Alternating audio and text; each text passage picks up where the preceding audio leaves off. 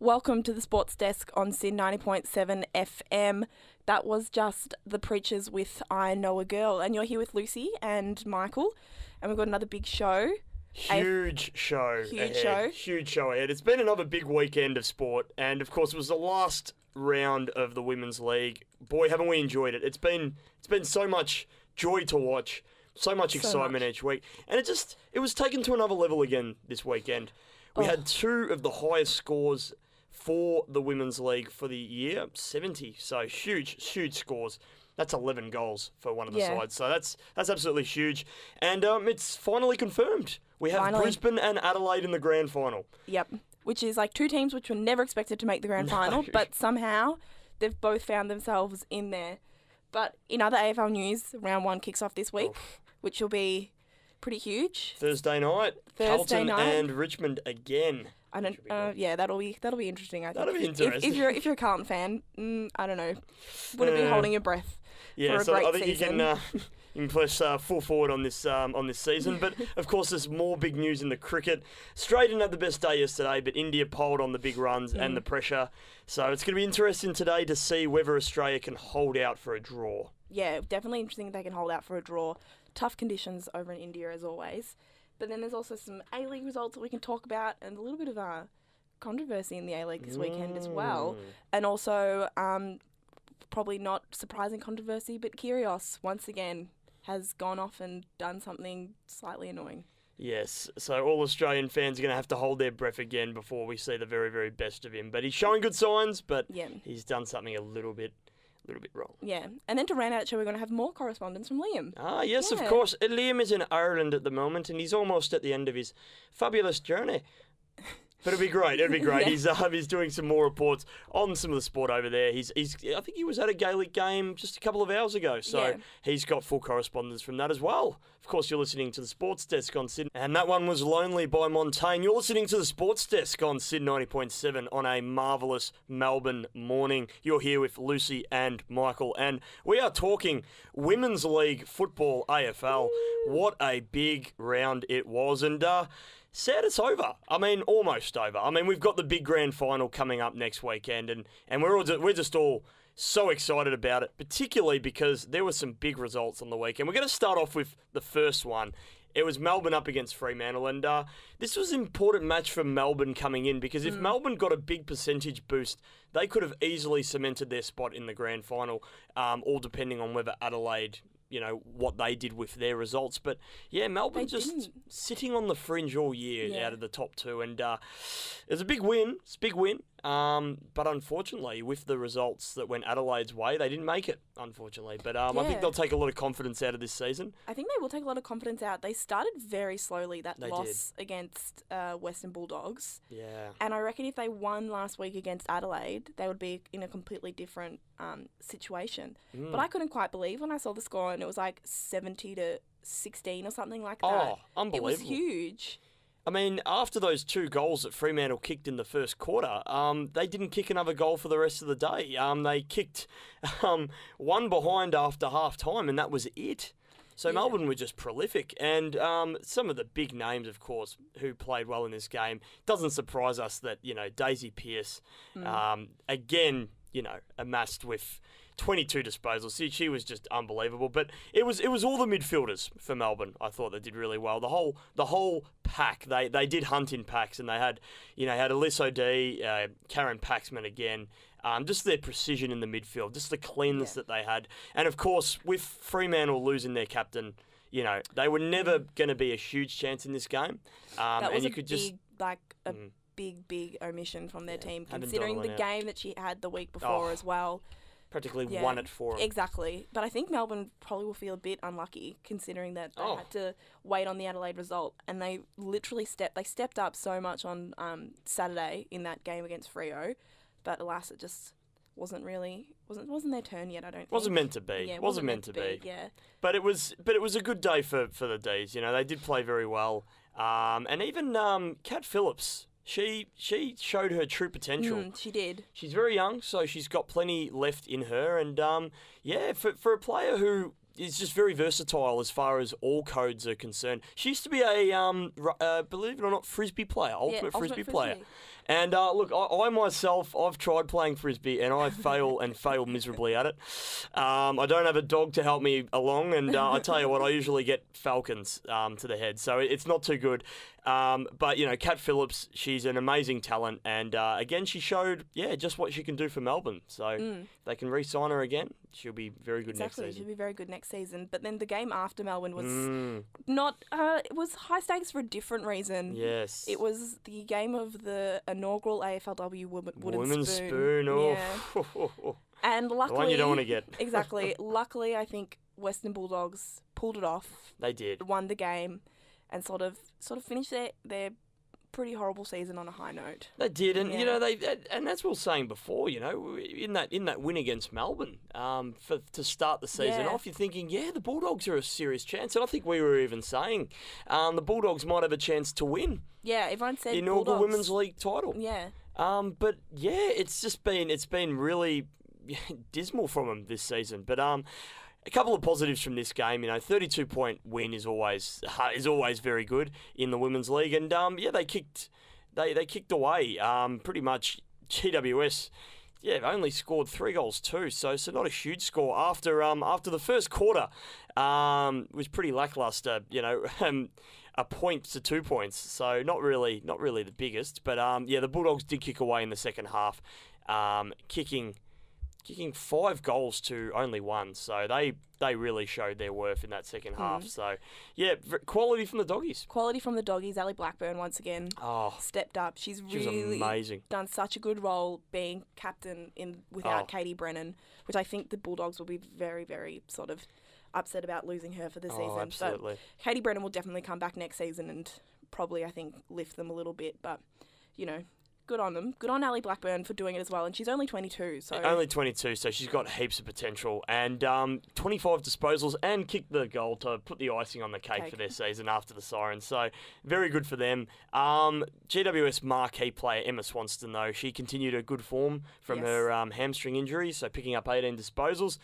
And 4 tackles as well, so very hard around the footy as well. So there's some positives there for the GWS Giants, but you wouldn't expect the wooden spoon to happen in the men's league, but you just never know. But as GWS got their first wooden spoon in their first season, so maybe this side needs a couple of seasons to get their eye in, but a couple of positives to take out of this season. Maybe it will be like the AFL, where in a few years' time we're all going to be quaking in our boots when people talk about GWS. That's right. They certainly have shown things this season, but just wasn't their one. But we go to the next game, and this was the big one. This was the big game. This was the big game. It was Collingwood taking on Adelaide Crows, and at one stage there in the second quarter, where Collingwood really got it, I think it was the third quarter actually, they got a really big kick on. They kicked 3 goals to in fact, Adelaide were kept scoreless. And everyone was thinking, particularly the Melbourne players, that they were going, this is fantastic. We have a major opportunity here to really turn the tide.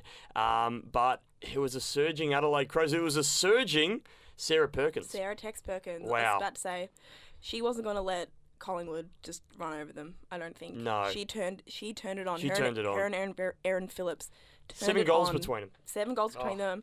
Ebony Marinoff in the centre as well has gotten, I think, 32 tackles in her last 2 games. Just something so ridiculous hard. like that. And a match high 11 tackles as well for this game. She's just a hard nut. She seriously gets in there hard, and those 17 disposals and just her energy around the clearances as well just really, guided the Crows to victory. She was inspirational in there as well. But we must talk about Sarah Perkins, the Texan. We have to. Unbelievable. She, in fact, is only a couple, in fact, 3 goals behind Darcy Vesio in the goal kicking. So if she turns it up in the grand final, she can win the inaugural goal kicking award. But I don't think it doesn't count if it's like outside of the home and away season. Oh, yes, of course. Yeah, Yeah. that's true. That's That's true. like me being like, don't take this from Darcy. I know. This I is know. Darcy's win. Darcy's deserved it. I mean, we'll get to her performance later. She didn't kick any goals this weekend, but, still 14 for the season. Yeah. Really the big surprise package and just unbelievable. Yeah, no, don't take it from Darcy. Don't take it from Darcy. Even Don't though do it's that. kind of a biased view from Carlton, but still, she's played unbelievable. We can't take that away from her. But Erin Phillips as well. She was superb. 21 disposals, game high, and 3 goals. 3. 3 Good on her. goals. Oh, speaking of her goals, Yes. did you see that one that she kicked that almost looked like a boomerang? Like literally, I was like, I think it's going to turn so much it's going to come back to I didn't her. know. I didn't know it was going to go in. Yeah. And I was surprised no one touched it on the line either. But it just kept bending. It just bet like yeah. I thought it was going to come back to her. I honestly did. Yeah. For those of you who didn't see it, so Erin Phillips snapped a goal which looked like it was about a metre off the goalpost going towards the behind, but no, it just kept bending back until it just got through the Almost middle as of good the as the goals. Steve Smith optical illusion. Like it was Yeah. a very good optical illusion. Like I was. was just there. I was bemused. It was incredible. But this was just a really big game for Adelaide to win, and they really have shown their class all year round. And also, it's worth mentioning Collingwood did play well. They did, yeah. Steph, I think it's Shinoki, is it? Chiocci. Sorry. Chiocci. You can tell I've got a very strong Italian background. 13 touches, and Sarah Darcy, 13 touches as well. They were productive, particularly in that third quarter where Collingwood really came to life.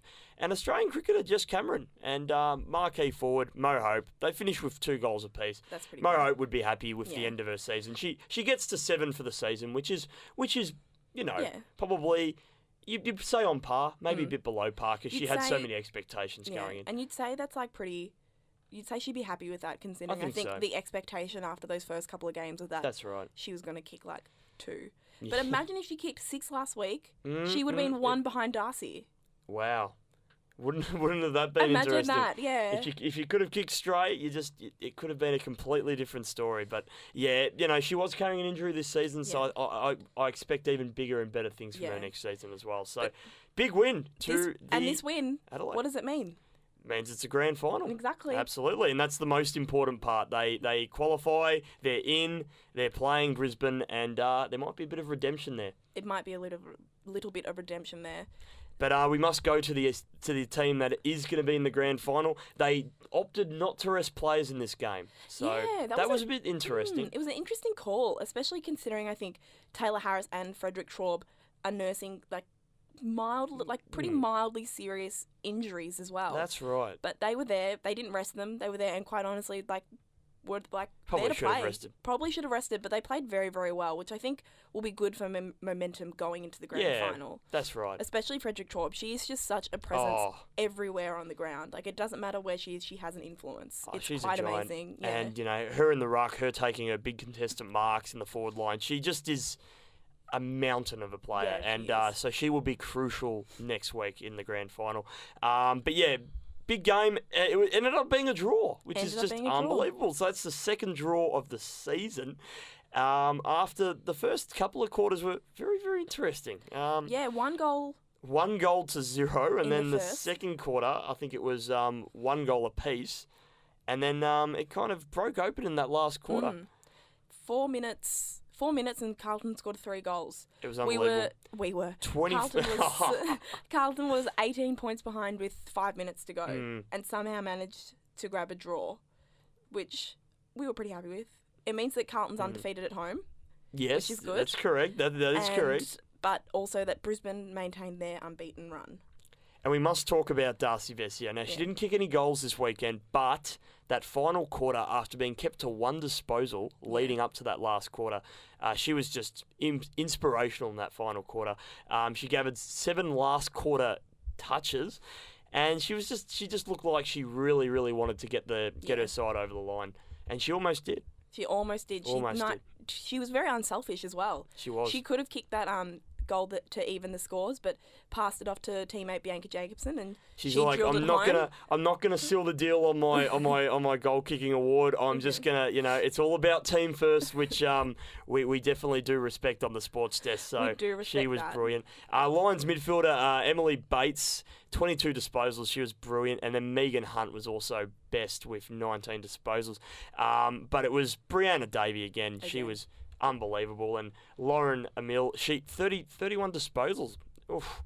They did very, very well, those two. So they've definitely got some talent in that midfield. And, Brianna Davey looks like, it's according to the Herald Sun, she's definitely going to win the inaugural best and fairest. Not far behind Darcy Pearce, who also played very, very well on the weekend. We did mention before, but Brianne Davies, she's been brilliant. Yeah, she's definitely, I think, one of her out of her and Daisy Pearce for the inaugural Player of the Season. Brianna Davies' chances are hurt a little bit because she missed that one game. That's right. Against, it was Melbourne, I think, but still she's played so well that you can't imagine it going to anyone except for Brianna Davey or Darcy Pearce. So that award ceremony happens next Tuesday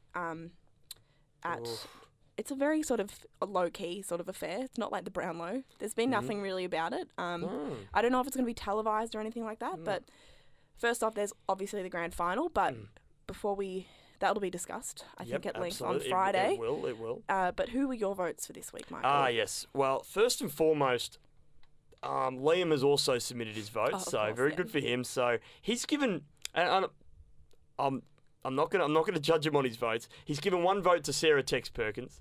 Very cool. He loves someone who kicks a big bag, and in such an important game, nothing better, he has said. I've given my one vote to Ali Blackburn. As I said, 25 disposals, 1 goal. She was sensational, and as we were saying before, she's very young, so she's got heaps to go in her big career. So she was outstanding. Lucy, your one vote. My one vote, I think I'm going to do my votes on Friday. Oh, okay. I feel a bit unprepared today for that. No, fair enough. I need a bit more time to not a problem. You got to look over the statistics. Yes, Got to look over the performances. 2 votes from Liam. He's given it to Erin Phillips. 3 goals, 22 touches. Just showed how fantastic she is as a captain. I've also given my 2 votes to Erin as well, and 3 votes from Liam go to Ali Blackburn as she destroyed GWS. As I was saying, just an unbelievably scary prospect, and I've given my 3 votes. It's an incredible choice, I believe, in my opinion. It's a no-brainer. It's a no-brainer. It has to be Sarah Tex Perkins. Of course. The emotion machine. She was pumped after the game. In fact, she was holding back the tears. She was holding back the tears. It made me very emotional. Adelaide had the faith in her at the start of the season. It was a story that it's a feel-good story. Not a lot of people thought at that weight that she could possibly play, but she has just been unbelievable. She's second in the goal kicking, and 4 goals on the weekend, 15 disposals, really hard around the footy. She's one of the feel-good stories for Adelaide, and congratulations to her. 3 votes from the sports desk from me. 3 votes from the sports desk. Yes, definitely will be good to see her turning up in the grand final on Saturday. But we're going to go to a song now before we check off with some AFL news, and also a little bit of a discussion on the question of where this grand final is actually going to be held. But this is, Ben told me the name of this song the other week. I can't remember what it is because it's an acronym, but WDUBI by Barrow. Barrow. There we go. You're listening to the Sports Desk on Sin 90.7 FM. And that was Barrow with What Do You Believe In. Got the name of the song. Not good right. with acronyms. We did it. Not good with acronyms. But you're listening to the Sports Desk on Sin 90.7 FM, and we're coming into this segment not knowing. Well, we've just spoken about the AFLW, but could be anywhere. The grand final, where is it going to be? Could be anywhere. I think they should put up like a promotional thing. Those people who own large properties somewhere in Brisbane, they should put out a thing. Backyard football. Oh, maybe. I like it. Maybe that could work. I don't know. If you've got anyone listening in all of our Brisbane viewers, if you have a big backyard. Now when I say big backyard, we're talking like you own your own ground. We should be like Rod start Stewart. A petition. Rod Stewart has his own FIFA accredited soccer pitch in his mansion. Outside his mansion, See, I honestly would have taken Rod Stewart as a guy who'd own his own ocean, because of the song Sailing. But, that's fair enough. Wow. Incredible how he has his own pitch. I know, right? Yeah. But in all seriousness, the AFL has not decided where they're going to hold the AFLW Grand Final yet. There's talk of the Gabba as a standalone event on Saturday afternoon. There is talk of Metricon Stadium as a curtain raiser for the Gold Coast game. Or, even though it might be a little bit controversial, Adelaide Oval is open. Ooh. Yeah. Wow. So it's a bit of a it's a bit of a tricky decision. That is hugely controversial because Adelaide didn't finish on top. Yeah. Yeah. But I think it'd be a good ground to have it at, though. I think it'd be great. It'd be huge. I mean, the only issue I see here is you kind of feel like it might be a disadvantage for the Brisbane supporters. Yeah. But besides that, I would feel like you'd get a much bigger crowd at the Adelaide Oval than you probably would say at the Gabba. Yeah. But yeah, I would like to see it at Adelaide Oval. I think Adelaide Oval would be really good too, but there's always a good atmosphere there. Always a good atmosphere there, but as you said, just taking it away from Brisbane would probably could start a few little fires. Little spot fires. Little spot fires. But I think the thing that needs to happen is I think the Metricon Stadium curtain raiser idea needs to be put in the bin. Like, that's just a bad idea. That's not going to happen. It just should It better not happen. It better not happen because the grand final should not be a curtain raiser. Like, we're talking about spot fires. There will be an entire fire ban. There'll be a state fire. There'll be a country fire ban. That is unbelievably no. It's just like this. I just think it's disrespectful. It is to have that. Is there a Gold Coast team? No. I don't remember. Yes, and for all of you who are out there who don't know the distance from the Gold Coast to Brisbane, it's considerable. It's over an hour on the train. I mean, it's not like travelling from Brisbane to Adelaide, sure, but it is out. It's out in Carrara, so it's not even near the Gold Coast. Yeah, it's a fair way out. So it's kind of in a very strange position for a lot of fans to get to, and I just don't think the crowds will be any huge number.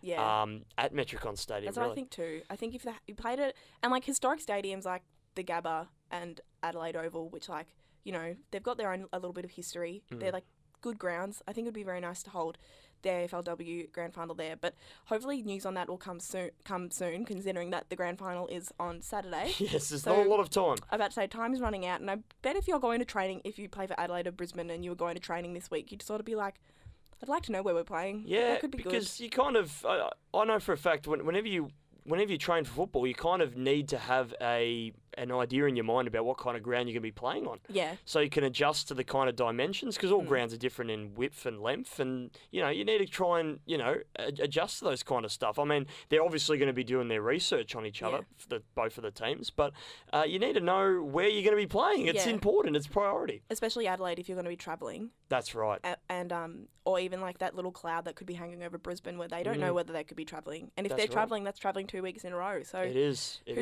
Who knows? But you know what? I think this grand final problem wouldn't be a problem in the AFL, which starts this week. Yes, as it well. does. Yes, it does. Round Beautiful 1. segue from you. Yes, we are heading into the AFL, and this is going to be big.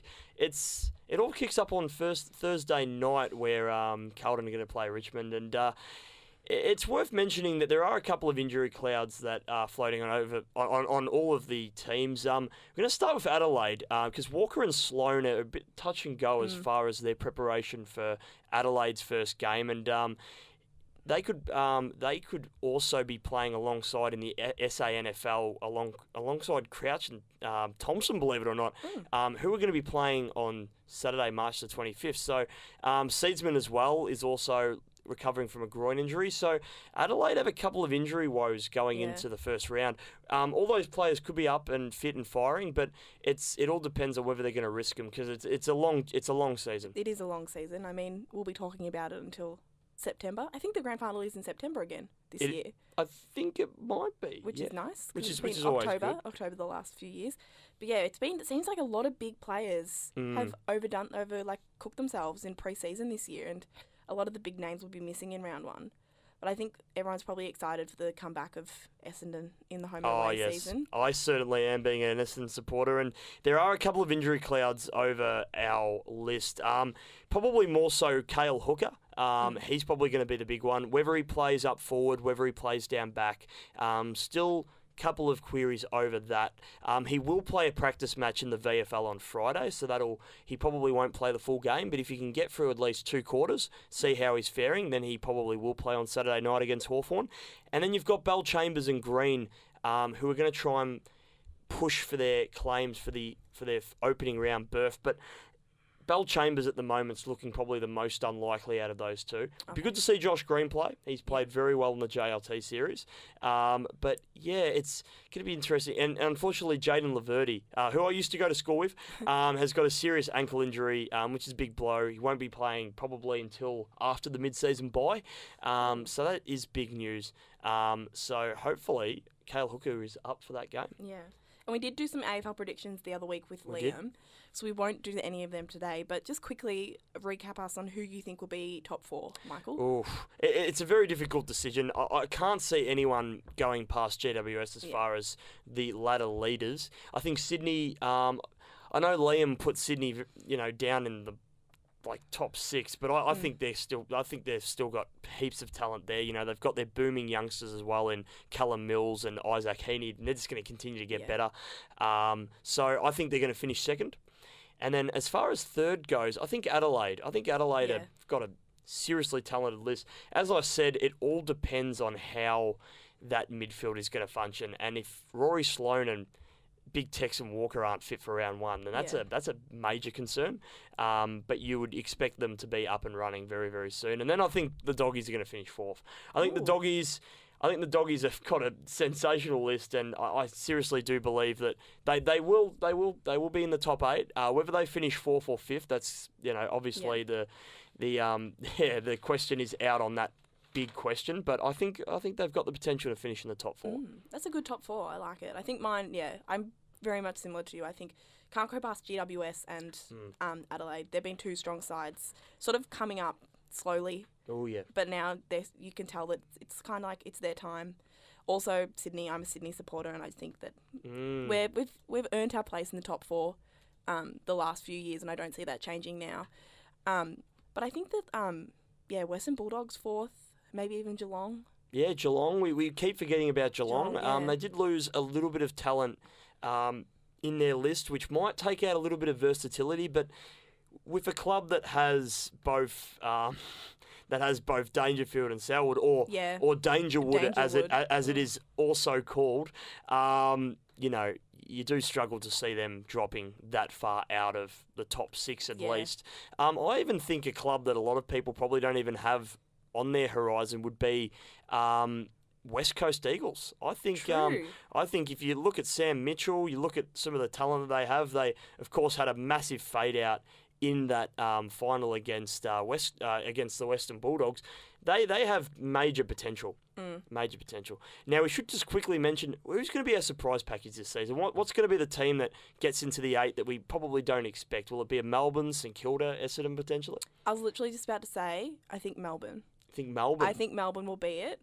I think St Kilda have gone for too many ideas of grandos, going for 2 premierships before 2020. I think calm down. Whoa, yeah. That's I think it's a bit too far. It's a bit too far. Come on. When you're still coming up, sort of developing a team, and you've got teams like GWS, Sydney, Hawthorn, Adelaide, who have played so well for so many years.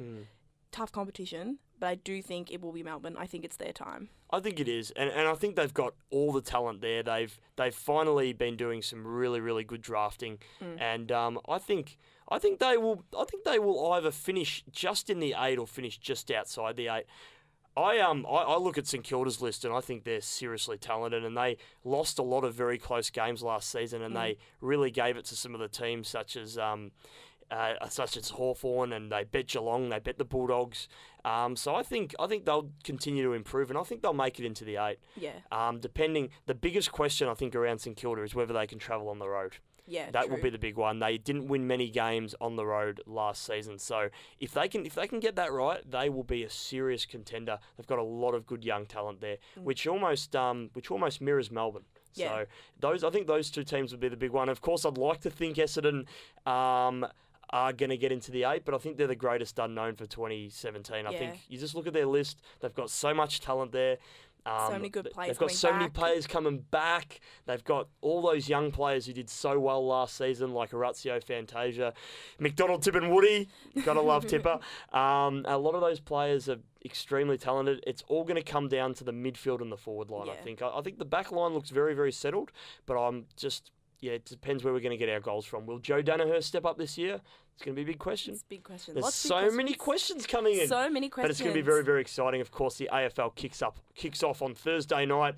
Make sure you tune in. It's going to be huge. Big, yeah. And the talk will continue on Friday, of course, as they preview round one. And probably talk about Carlton Richmond, which is always a very, very good game. So it is always a very good game. There'll be plenty to talk about. But we're going to go to a song now.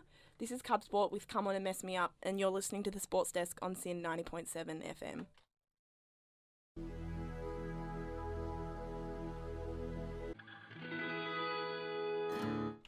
And you're listening to the Sports Desk on SYN 90.7. You're with Lucy and Michael, and that was Cub Sport with Come On and Mess Me Up. We're moving away from football now, and we're going to the cricket. All the way to India. Yeah. Yes, we are. And, not the greatest scenes at the moment. I thought we were playing pretty well. Glenn Maxwell got his century, which is just... That was huge. This is just huge. I mean, this is a man who... Almost like a David Warner. It mirrors David Warner's career a lot. I remember they referred to David Warner as just strictly a T20 specialist. He'd whack some balls around the MCG, make a couple of fiery innings, and that would be it. He couldn't convert his big runs to any other code. Yeah. But he has managed to become, Australian vice-captain and hit incredible runs in Test match cricket as well. And so I look at Glenn Maxwell now and I go, is this finally his opportunity to cement his spot as a Test match player? Well, I think coming in for Mitchell Marsh, who obviously hasn't done a lot for a long time, and to come in for Mitchell Marsh and score a century certainly shows that he's trying to at least earn his place. So if he gets to bat in the second innings, we'll definitely see. But it doesn't really look like we're going to go well in a second inning. Well, this is the ultimate test, I think. And this is what... He had a bit of a wry smile on his face, Darren Lehmann, and in his press conference last night, he had a feeling that it could be all over at the end of day 5, or potentially Australia could be in the hunt for this. But I think he said this is their greatest challenge yet. I think this is Australia's greatest challenge yet of this series so far. They just to recap the scores, India 9 for 603 declared after. Cheshna Pujara, 202, an incredible innings, 668 minutes, 10 hours, 500 balls. That's incredible patience. And the Australians, were trying everything. In fact, 2 DRS controversies went down. We struck Pujara after a pad, struck him on the pad. They said that apparently there was bat involved before it hit the pad, but when they looked at it closer after they had stayed with their original decision of not out, apparently it had hit the pad first, meaning he would have been out LBW. And also Murali Vijay on the second day apparently got caught, but they didn't get any kind of scans on the bat as far as the catch was concerned. And they looked at it later, and there was a little tiny nick. So it just didn't go well for Australia today. No. Nothing went their way. Saha made a brilliant 100, their wicketkeeper. And, Kohli out cheaply again. Averaging less than 10 in 5 innings. As much as Australia isn't doing well, I think we can find a lot of joy from Virat Kohli just not being able to walk the walk, talk. He's had a lot of talk, but just hasn't really been able to follow it up with a good performance. You never want to see someone fail, but when it's Kohli being arrogant and being... And that's the biggest part about it. He's arrogant. And yesterday, whole of social media, huge uproar, comes out, Australia get those Australia lose 2 very early wickets in their innings. They lose David Warner very early on, and Nathan Lyon, the night watchman, also got out. Australia were 2 for 23, and just the reactions from Kohli, I don't know whether... I mean, obviously they were ecstatic to get the wicket, but he did some kind of reference to his shoulder again. He looked absolutely fired up, and a lot of people didn't like this. I think it was pretentious. I think it was arrogant. He went too far with it. Disgraceful. As he has been the whole series. And I just think, like, in the first test when he was, like, feeling a bit angry and whatever it was, like, fine. Like, get you pumped up. But if you're going to consistently not make runs and, like, do your job as captain... That's right. I feel like you should probably get back into your shell a little bit more. That's right. And try and back it up before you go out and do these things. But Australia has a very, very tough road They ahead do. for the last day. They do. So Quite literally, it is a road that they're batting on. How it's going to turn in this last day, it's going to be very intriguing because there's a lot of unknowns coming into this pitch. This is a brand new stadium. There's been no Test match cricket there previously. So it's going to be very intriguing to see what's going to happen. I really don't know. I think if Australia can bat, if we can just bat, then we can make it a draw. Yeah. I don't know whether we can win it. I think we would have to make at least 250, 300 in order to get India to bat again, and then they would have to chase down 150 maybe in a session and a half. Yeah. And whether Australia can bowl them out in that time, I see it very unlikely. I think the reality is Pujara batted so slowly that the game has just went. I was about to say, he faced, how many balls did he face? 500? Over 500 balls. Yeah, so I think they sort of just like batted out the days, slowed it down, and now we've only got this one day to hopefully bat through and claim a draw. And if we claim the draw, I think we'll feel very confident. We'll feel confident going to the last test and hopefully get that elusive cup over India. Hopefully it's a draw as well in the last test. It's possible, but have you got a prediction for this one? I think it'll just be a draw. I honestly think it'll be a draw. I'm holding on to hope that it's a draw because I just don't want us to lose. Yeah, I have a bad feeling that we're going to lose this one. I just have a feeling that we're just going to capitulate. We might be all out for 200 and India will come and bat again and, do it easily. But I really hope it's a draw. Yeah. I really, really hope it's a draw. I just have a bad feeling, but I really hope it's a draw. I know. You do feel a little bit like when it comes, especially when it comes to Australia batting, like we don't want to have a classic Australia collapse. Like, in the crucial moments, we seem to. And we can't, and unfortunately, we don't bat well second, even though this is our second innings and India will have to bat last on this pitch. I think if we got India out cheaply yesterday, it might have been a different story. If we had a lead, we could have really dominated on that lead, but India just took it away, and so it's going to be a very, very interesting last day. Yeah. Well, that kicks off, I think, at like 3:30 p.m. today. It does, around 3:30. So definitely tune in, definitely watch it. Get onto your Cricket Live. Yep, get on Cricket Live. If you have Foxtel, pop it on. Yep. Because it'll be good another day of cricket over in India. But we're going to go to a song now, and this is Real Love Baby by Father John Misty on Sin 90.7. And you're listening to Sin 90.7 FM. This is the Sports Desk, and that was Real Love Baby by Father John Misty. Two sides that don't have any love at the moment. Absolutely none. Is an assistant coach for Adelaide has being investigated. Ooh, yeah, this is huge. Ross Aloisi faces investigations for allegedly assaulting Adelaide United assistant in a bitter aftermath to last night's loss in the A-League. Of course, Adelaide upset the Brisbane Roar, but this was a very, very big controversy here. So he struck assistant coach Jacobo Ramello after the Reds' dramatic 2-1 win. This will be investigated by the Football Federation Australia, and they will decide today what kind of decision they will face out to him. This is a lot of anger in the match, but you can't do that. No, you definitely can't do that. Zero tolerance for this. It was, as I said, it was unprovoked, and I don't know why an assistant coach is getting so angry at someone. It just seems a little bit it's a little bit Alistair Clarkson. That's what it is. It is. Yeah. It is very Alistair Clarkson. Instead of smashing a wall or smashing a corporate box, he's went straight for the assistant coach. Yeah, right. He's went straight for the Brendan Bolton. Oh. It's just unacceptable. And I mean, it was a terrible loss from Brisbane Roar. They currently sit fourth on the A-League's table, and Adelaide United sit firmly on the bottom of the ladder. So this was an upset. This was a big upset. And you can't blame the other just because another team beats you doesn't mean you can hit them. Also don't hit your players, but give the players a good talking to. They're the ones that didn't execute the game plan. And it's a disgrace for the Aloisi name.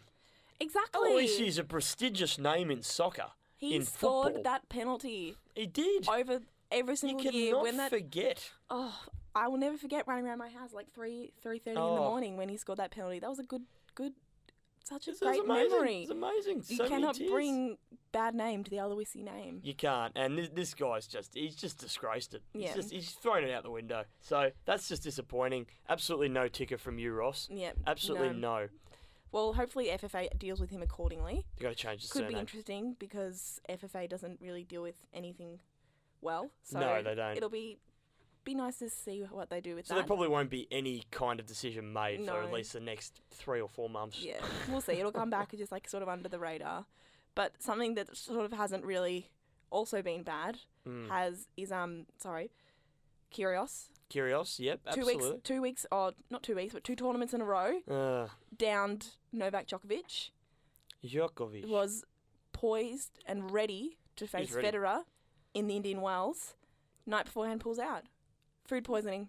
The way he was playing, he could have bet anyone. Yeah. Could have bet anyone. And food poisoning, I don't know what Kyrgios was eating. I mean, Indian Exactly. Wells, maybe Indian food. I'm not He's too in sure. America, but He's in America. He's in America. Maybe Florida. a dodgy In-N-Out burger. I'm not too sure, but this is disappointing. I mean, I can't blame him because it is food poisoning, and I've had Yeah. food poisoning, so I can't make any judgment because it is terrible. And playing tennis with food poisoning, you'd almost have to wear a diaper. It wouldn't be great, but that means that now you have Roger Federer and you've got Stan the Man, Stan Wawrinka in the final, and you've got the two countrymen. You know, you've got the two from Switzerland. And Switzerland, beautiful place. These guys don't need the prize money, but it's going to be a good game. It's going to be a good matchup. They are good friends. They play doubles together whenever Switzerland plays a country. So it would be fair to say they know each other's game very well. And these two, without a doubt, have the best backhands in the world. Oh, definitely. Best two backhands in the world. I in fact don't know which one is better, to be honest. I love Stan's, but Federer just uses it so decisively. So this is going to be a good matchup. I'm going to go for Federer. Yeah. I cannot. Good to go against Federer, especially with a little bit of a rest after Kyrgios pulls out. He'll be feeling fresh, ready to go. Ready to go. A couple of tournaments under his belt. Yeah, he'll be good. He's very good. We're just going to quickly recap some NBA results. So currently at halftime, the Suns lead the Pistons by 2, 49-47. Earlier today, the Mavericks got up against the Nets 111-104. And unfortunately for Liam, the 76ers got up against the Celtics 105-99. And talking about Celtics, talking about Irishmen, we are going to get to Liam's little segment. Liam is, of course, over in Ireland. He's our correspondent, and so he's going to give us a bit of information about some more of the sports he has been seeing, he's been indulging in Ireland. And, of course, he was caught up in the St. Paddy's Day fever as well, so I think he's still recovering, Lucy. But, so last week we got a little bit of information on the Gaelic curling, which is a very interesting sport. But this week we have some correspondence on the Gaelic football, which you might be a little bit familiar with when we play sort of like a different version of it in Australia when we do the international rules. Is that what it's called? That's right, international rules. It's coming back this year, so that's exciting. But we're going to hear from Liam about his experience at the Gaelic football. Good morning, Michael and Lucy. I'm on my way back from the Gaelic football. I'd like to wish you a big happy birthday for yesterday, as well as my little brother, my father, and 95% of the world population who had their birthday yesterday. After seeing the hurling last week, I was lucky enough to see the football this week. Once again, I saw my team, Tipperary. This time they played off against Offaly in the Division 3 of the Football League. A quick insight to Tipperary, they were the most known for hurling, winning the second most All-Ireland titles and most NHL titles. But I did make the Final Four in the football last season, so this is a bit of a football resurgence for them. It was on full display today, coming from behind in the second half to win 2-15-21 to Offaly 2-11-17. I heard what you said last week about the points in the Gaelic sports. It's actually 3 points for a goal and 1 point for an over, not the other way around. The football and hurling are pretty much the same rules, just one has a ball and one has a stick and a smaller ball. It's very, very confusing. I have no idea about the tackle rules, but I do really enjoy both sports. During the game, a player from Offaly and a player from Tipperary decided to have their own little personal boxing match.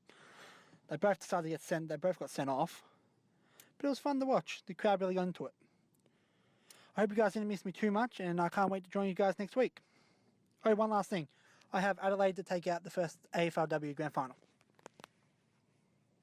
Fair prediction. Fair prediction, I think. Yeah. Yeah, very good from you. And of course, I should be saying happy birthday as well to Lucy. Thank you. 19, 20? Yeah, definitely. Yep, 19. Very Real young. Yeah. Start of the youth. It's very exciting for you, Lucy. And yes, of course, that has been another big show from the Sports Desk on Monday. Hope you all enjoy your week. Of course, plenty more big sport to happen.